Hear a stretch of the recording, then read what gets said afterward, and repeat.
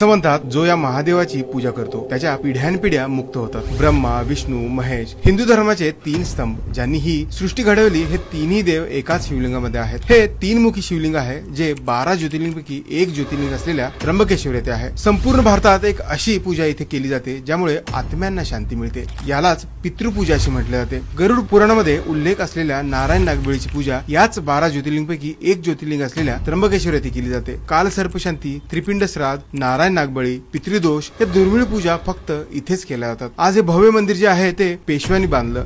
ते काळ्या रंगाच्या बेसॉल्ट दगडातून कोरून उभारलेलं मंदिर आहे। शेजारीच असलेल्या ब्रह्मगिरी पर्वतामध्ये गोदावरी नदीचा उगम होतो। ही दक्षिण भारतातील सर्वात मोठी नदी आहे। या गोदावरी नदीचा उगम ब्रह्मगिरी पर्वतामध्ये झाल्यानंतर ही नदी त्र्यंबकेश्वर मंदिराच्या पाठीमागे परत उगम पावते। ज्या ठिकाणी ही नदी परत उगवते त्याला कुशावर्ती तीर्थ असे म्हटले जाते। इथे जाऊन तुम्ही आंघोळ सुद्धा करू शकता। हे मंदिर ब्रह्मगिरी, नीलगिरी आणि कालगिरी या तीन डोंगरामध्ये वसलेले आहे। इथे तीन लिंग आहेत, ब्रह्मा, विष्णू आणि महेश। मंदिराला पूर्व, पश्चिम, दक्षिण, उत्तर अशा 4 दिशांना 4 प्रवेशद्वार आहेत। 12 वर्षांनी भरणारा सिंहस्थ कुंभमेळा हा दर 12 वर्षानंतर नाशिक आणि त्र्यंबकेश्वर येथेच भरतो। हा मोठा धार्मिक मेळावा असतो। यावेळी गुरुग्रह सिंह राशीत प्रवेश करतो। संत ज्ञानेश्वर माऊलींचे मोठे बंधू व नाथ संप्रदायातील महत्त्वाचे संत निवृत्तीनाथाची समाधी सुद्धा इथेच आहे। नाशिक पासून 28 किलोमीटर अंतरावर असलेल्या या त्रिवेणी मंदिराचे दर्शन घेतल्याने पितृदोष कमी होऊन इच्छापूर्ती होते। नाशिकला आला तरी ते नक्की या। चॅनलवर